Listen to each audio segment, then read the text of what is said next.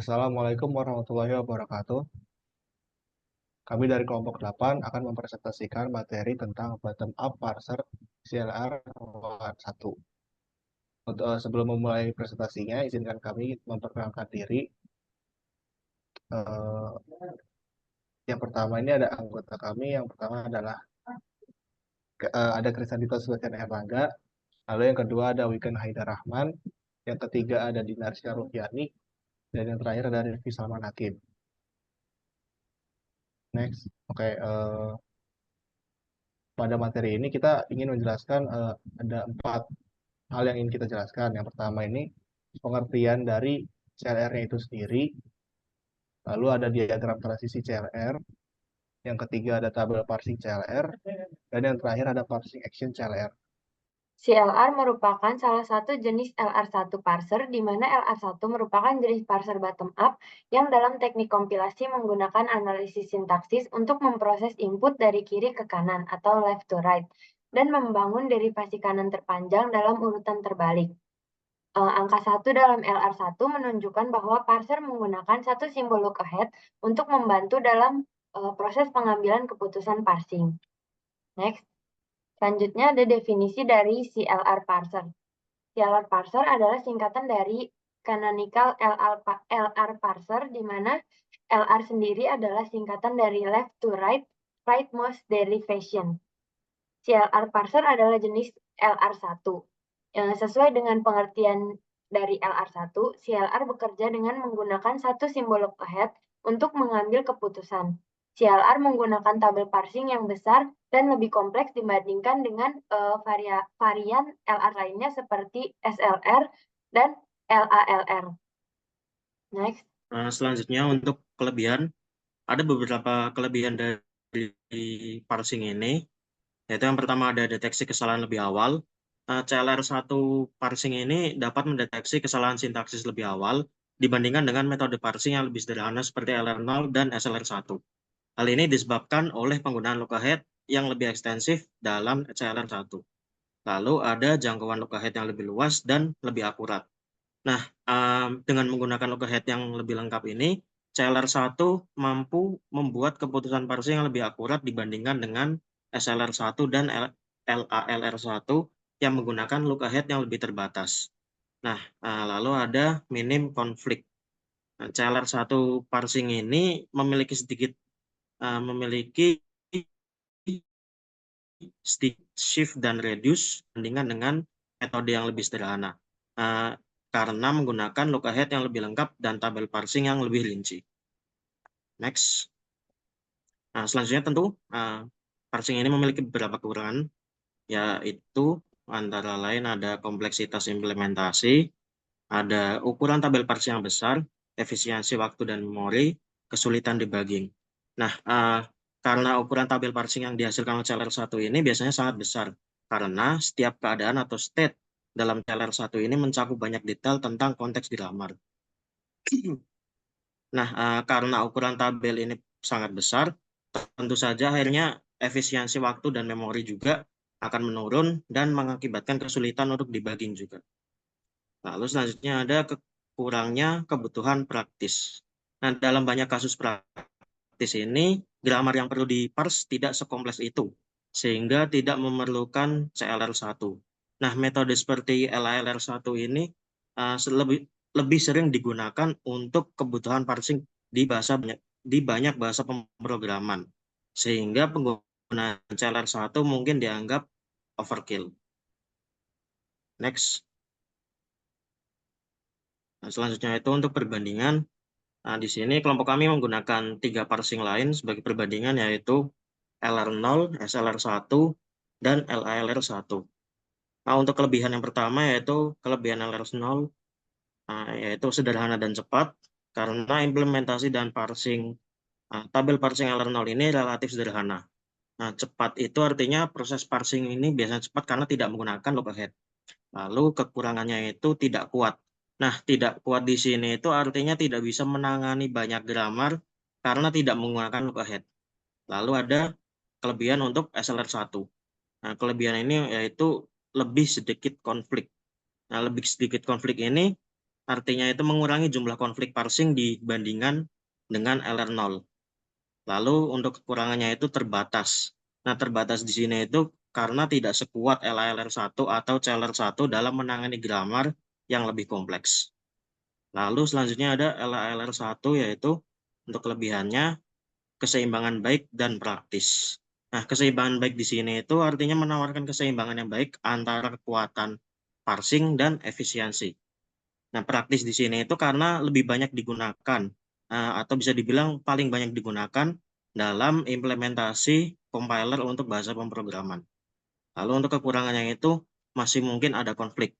Nah, masih mungkin ada konflik ini hanya sebatas kemungkinan dikarenakan di sini itu tidak sebaik CLR1, tetapi lebih baik dari LR0 dan SLR1. Nah, untuk selanjutnya itu ada CLR1, kelebihan utamanya itu sangat kuat dan deteksi kesalahan baik. Nah, sangat kuat di sini itu mampu menangani grammar yang sangat kompleks dengan sedikit konflik parsing. Nah, untuk deteksi kesalahan baik ini, mampu mendeteksi kesalahan sintaks lebih awal dan lebih akurat.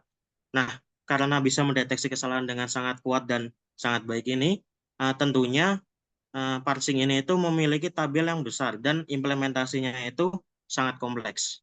Nah, untuk kegunaannya itu, LR0 ini biasanya digunakan hanya untuk bahasa sederhana dan pembelajaran dasar.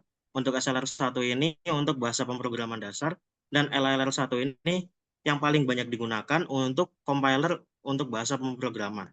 Dan CLR1 yaitu untuk grammar yang sangat kompleks. Nah, jadi itu untuk CLR1 ini meskipun sangat kuat, biasanya digunakan hanya ketika benar-benar diperlukan karena kompleksitas dan kebutuhan sumber dayanya yang sangat tinggi. Oke, selanjutnya ada contoh soal. Di sini ada CFG dengan state awal yaitu S besar menghasilkan A besar A besar dan A besar menghasilkan A kecil A besar atau B. Nah, untuk melanjutkan langkah mengerjakan CLR satu ini kita perlu yang namanya first dan follow. Nah, di sini kita ingin menguji nih CFG ini tuh diterima atau tidak dengan string A kecil, B kecil, B kecil. Nah, jadi ada diagram transisi. Nah, di sini kita perlu memanggil step awal kita yaitu S besar. Nah, karena S besar ini tidak ada yang memanggil, maka kita memerlukan variabel tambahan. Ini bebas. Contohnya di sini ada S aksen menghasilkan S besar. Nah, lalu look ahead-nya itu kita tulis stack. Nah, di sini kita pada baris yang pertama ini kita lihat nih ada yang dipanggil atau tidak. Nah, di sini ada yang dipanggil S. Maka S dipanggil, S menghasilkan A besar A besar. Nah, S ini itu kan dihasilkan dari dipanggil dari S aksen. Nah, S setelah dipanggil ada yang memfollow atau tidak? Tidak ada yang memfollow, maka lookAhead-nya itu kita sama dengan yang baris sebelumnya. Nah, untuk baris S ini yang dipanggil A, maka A diturunkan, yaitu A menghasilkan A kecil A besar dan B. Nah, karena A dipanggil dari S, kita lihat A setelah dipanggil ada yang memfollow atau tidak? Ada, yaitu A besar. Maka look-ahead untuk A ini adalah first dari A besar, yaitu A atau B. Nah, setelah sudah, kita cek lagi nih, ada yang bisa dipanggil lagi atau tidak. Kalau tidak ada, maka kita mendapatkan I0. Nah, lalu setelah tidak ada yang dipanggil lagi, kita melakukan transisi baris demi baris. Yang pertama itu yang S aksen ini. X aksen ini melewati S, melewati variabel S menjadi S aksen menghasilkan S dot. Nah, look ahead-nya itu masih sama yang tadi yaitu stack. Nah, di sini kita lihat ada yang dipanggil atau tidak. Di samping titik sudah tidak ada variabel atau terminal. Nah, maka sudah selesai. Kita mendapatkan I1. Lalu baris kedua ada melewati A menghasilkan S, yaitu maka A besar dot A besar. Look ahead masih sama stack. Nah, kita lihat nih di sini ada yang dipanggil atau tidak. Ternyata ada di baris S, itu A dipanggil, maka A diturunkan, menghasilkan A kecil, A besar, dan B. Nah, jangan lupa setiap kita menurunkan variabel, kita menuliskan titik pada sebelah kiri. Nah, kita lihat A ini kan tadi dari A tuh dihasilkan dari S. Kita lihat setelah A dipanggil, ada yang memfollow atau tidak. Kita tidak, maka Luka Heta masih sama yang di atasnya itu. Selanjutnya baris ketiga, ada transisi melewati A kecil. Menjadi A, maka A dot A kecil dot A besar dengan look ahead A atau B. Kita lihat di sini ada yang dipanggil A besar. Maka A diturunkan, A menghasilkan A kecil, A besar, dan B. Look ahead-nya, kita lihat yang dari atas, tidak ada yang memfollow, maka mengikuti yang di atasnya ini, A atau B look ahead-nya. Selanjutnya ada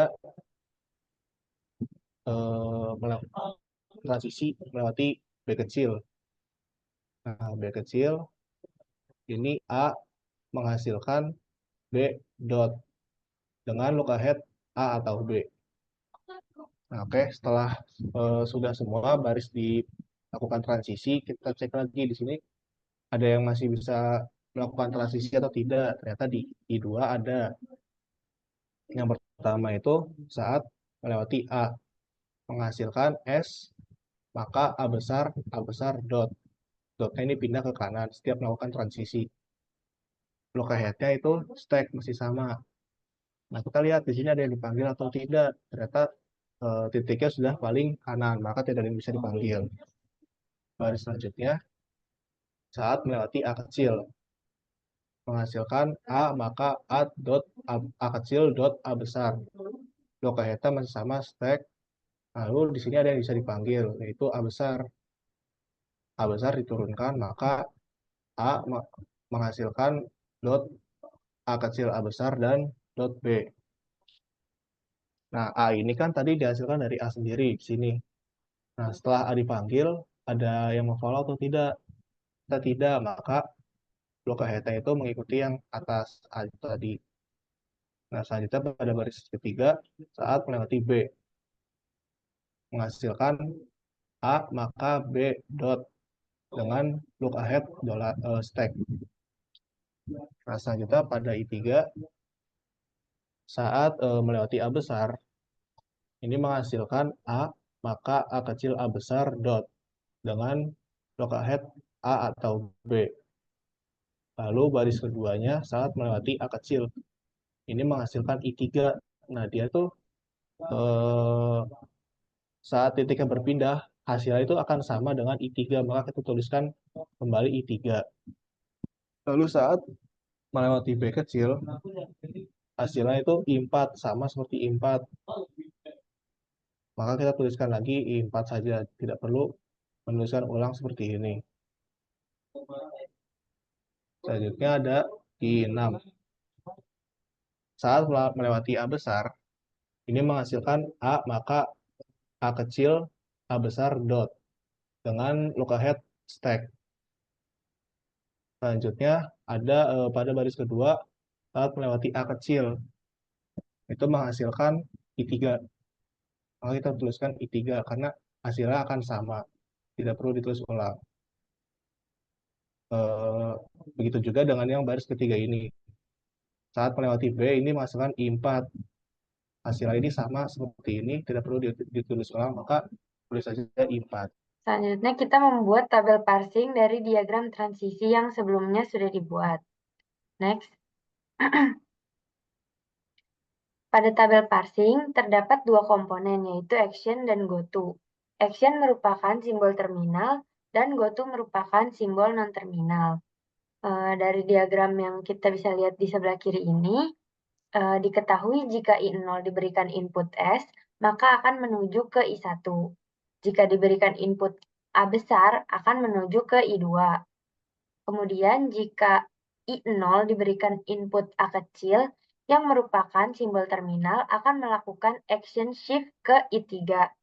Berikutnya, jika I0 diberikan input B kecil yang merupakan simbol terminal juga akan melakukan action shift ke I4. Selanjutnya, state I1 dalam tabel parsing CLR menjadi accept karena telah mencapai kondisi yang menandakan akhir dari proses parsing. Ketika parser berada di I1, tanda titik setelah S menunjukkan bahwa parser telah menyelesaikan parsing dari produksi start. Selain itu, simbol look ahead-nya adalah stack, yang berarti seluruh input telah diproses dengan benar sesuai dengan aturan grammar yang ada dan tidak ada lagi input yang tersisa. Selanjutnya kita membuat tabel parsing dari I2. I2 jika diberikan input A besar akan menuju ke I5. I2 jika diberikan input A kecil akan melakukan shift ke I6. Selanjutnya I2 jika diberikan input B kecil akan melakukan shift ke I7. Selanjutnya tabel parsing dari I3. I3 jika diberikan input A besar akan menuju ke I8. Dan jika diberikan input A kecil akan melakukan shift ke I3. Jika diberikan input B kecil akan melakukan shift ke I4. Selanjutnya untuk tabel parsing I4, karena tidak ada lagi transisi yang bisa dilakukan di I4, maka kita akan melakukan reduce. Di sini kita lihat look ahead dari I4 adalah A atau B. Maka di sini actionnya dari I4, kita melakukan reduce dari A besar menjadi B kecil untuk inputan A kecil dan B kecil. Selanjutnya tabel parsing untuk I5. Karena I5 ini juga tidak ada lagi transisi yang bisa dilakukan, maka di I5 ini kita akan melakukan reduce. Kita lihat look ahead-nya adalah stack. Jadi di sini pada saat I5 diberikan inputan stack, maka akan melakukan reduce dari S menjadi A besar. Selanjutnya tabel parsing untuk I6. I6 jika diberikan input A akan menuju ke I9. Kemudian jika diberikan input A kecil akan menuju ke I3, akan melakukan shift menuju ke I3. Jika diberikan inputan B kecil akan melakukan shift menuju ke I4. Selanjutnya tabel parsing untuk I7, karena I7 ini tidak ada lagi transisi yang bisa dilakukan, maka kita akan melakukan reduce jika diberikan input stack pada I7. Kita akan mereduce A besar menjadi B kecil. Selanjutnya untuk I8, sama seperti sebelumnya, karena I8 merupakan akhir dari transisi, tidak ada lagi transisi yang bisa dilakukan, maka kita akan melakukan reduce A besar menjadi A kecil dan A besar untuk setiap inputan A kecil dan B kecil. Yang terakhir I9, karena I9 juga merupakan state akhir, tidak ada lagi transisi yang dapat dilakukan, kita melakukan reduce ketika I9 diberikan stack, akan di-reduce dari A besar menjadi A kecil dan A besar. Next. Nah, kita lihat kembali diagram transisinya. Kita akan menyederhanakan tabel parsing dengan menggabungkan state yang memiliki isi yang sama tanpa melihat look ahead dari state tersebut. Jika dilihat dari diagram transisi di sebelah kiri ini, I3 sama dengan I6 jika tidak melihat look ahead-nya. Dan I4 sama dengan I7, I8 sama dengan I9. Next. Karena I3 bisa disebut juga I6 atau sebaliknya, I4 bisa disebut juga I7 atau sebaliknya, I8 bisa disebut I9 atau sebaliknya, kita buat lagi tabel parsingnya. Ini 3 bisa disebut juga sebagai 6, 4 bisa disebut juga sebagai 7, 6 bisa disebut juga sebagai 3, 7 bisa disebut juga sebagai 4, 8 bisa disebut juga sebagai 9, 9 bisa disebut juga sebagai 8. Begitu juga action dan go to-nya. Karena ini shift ke I3, bisa disebut juga shift ke I3 atau I6. Ini shift ke I4 atau I7. Ini shift ke I6 atau I3. Selanjutnya ini bisa disebut juga shift ke I7 atau I4. Begitu seterusnya sampai semua persamaan ini digabungkan. Next. Nah, setelah tadi step-nya digabungkan, ada step yang isinya sama persis. Step ini sama dengan ini. Jadi salah satunya akan kita hilangkan. Jadi yang ini akan kita hilangkan. Selanjutnya, yang ini sama dengan yang ini. Jadi yang 7 atau 4 ini kita hilangkan karena isinya sama dengan yang 4 atau 7. Begitu juga dengan yang 9 atau 8. Isinya sama dengan yang 8 atau 9. Jadi yang 9 atau 8 akan kita hilangkan. Hasil akhir tabel parsingnya akan menjadi seperti ini. Next. Oke, setelah membuat diagram dan tabel parsingnya, maka selanjutnya kita akan membuat parsing action-nya. Di sini kita membuat tabel baru, berisikan parsing stack, input, dan action. Untuk awal, parsing stack berisikan stack dan 0, yang diberi input A, B, B, dan stack. Nah, 0 jika diberikan input A, maka dia akan menjadi shift 3 atau 6. Maka di parsing stack-nya akan dituliskan 0, A, 3, dan 3 atau 6. Selanjutnya, untuk 36, kita berikan input A sama, maka action-nya juga sama, yaitu shift 36, yang akan nanti dimasukkan ke parsing stack yang berisikan nantinya 0, A36, A36. Setelah itu kita langkah selanjutnya 36 akan diberikan input B. Nah, maka dari 36 jika diberikan input B, maka akan hasilnya shift I 4 atau 7. Nah, di sini action juga shift 4 atau 7. Nah, shift 4 atau 7 ini nanti kita dimasukkan ke parsing stack bersamaan dengan inputan B-nya. Yang nanti hasilnya adalah 0A36, A36, dan B47. Oke, selanjutnya karena ini B dirubah menjadi A besar, maka parsing stack yang ini menjadi 0A36A, 36A besar. Nah, untuk 36A ini kita cari jika berada di 36, go to A-nya ini ada di 89, maka 89 ini akan masuk ke parsing stack-nya ini. Jadikan 0A, 36A, 36A besar, dan 8 atau 9. Selanjutnya pada tahap ini, 89 ini akan diinputkan B, yang dimana input dari B pada 8 atau 9 ini mereduce A besar A kecil menjadi A.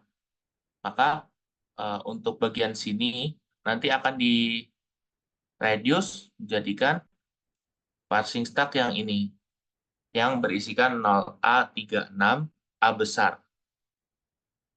Untuk selanjutnya kita mencari lagi nih 36 jika diberikan go to A besar.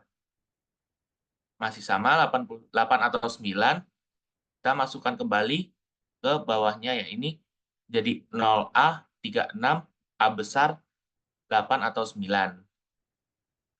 8 atau 9 kita masukkan beri input lagi yaitu B, yang dimana dia akan mereduce lagi A besar A kecil menjadi A. Lalu hasil parsing stack-nya menjadi 0 A besar. Untuk 0A besar ini kita cari lagi untuk kemana selanjutnya, yaitu 0 diberikan go to A, yaitu 2. Nah, karena 2 menjadi action-nya, maka 2 dimasukkan ke parsing stack berikut.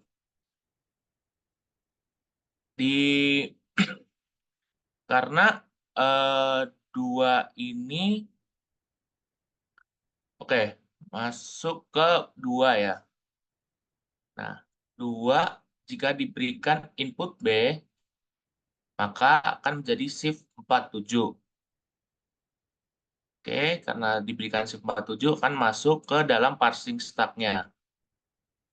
Nah, pada tahap ini kita sudah mendapatkan parsing stack 0A besar 2B47. Nah, untuk B47, mereka melakukan action yang dimana mereduce B menjadi A besar. Maka dari itu, untuk B47 ini akan direduce yang meninggalkan jadi 0A besar, 2A besar. Nah, 2A ini akan menunjukkan goto ke 5. Oke, di sini action menunjukkan angka 5 yang nantinya kita akan masukkan ke parsing stack. Menjadi 0A besar, 2A besar, 5. Lalu, 5 ini kita berikan input stack.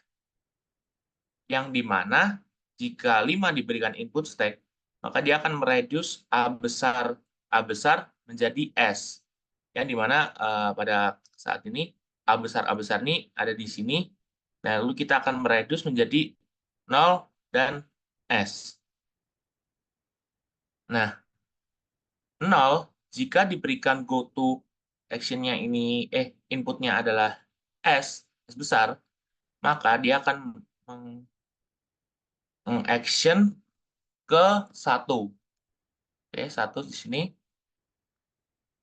yang menghasilkan parsing stack-nya menjadi 0, S besar 1. Nah, untuk S diberikan input stack, maka hasilnya accept, yang berarti input tadi diterima dan menunjukkan bahwa sudah benar ya.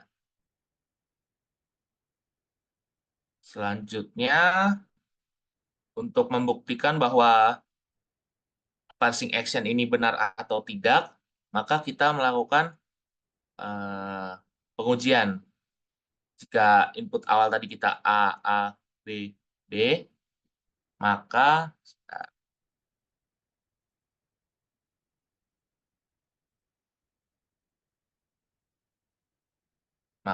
kita lakukan pengujian dari sini. Oke, kita masukkan A, B. Kenapa? Karena ini berurutan ya, dari A, B. Oke. Karena di sini di-reduce, jadi B akan menjadi A besar. Oke, di sini dilanjut lagi. Jadi, ini di-reduce, jadi, maaf, ini jadi A besar.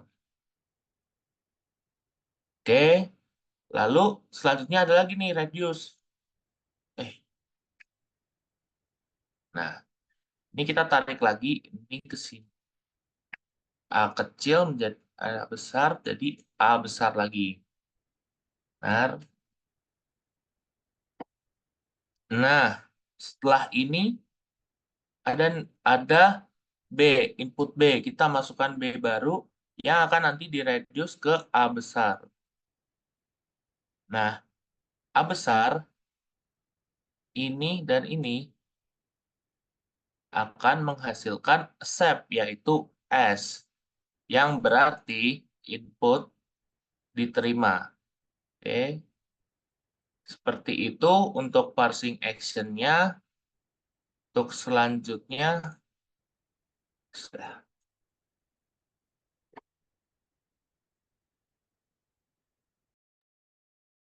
Oke, mungkin sekian dari presentasi kelompok kami. Kurang lebih mohon maaf. Assalamualaikum warahmatullahi wabarakatuh.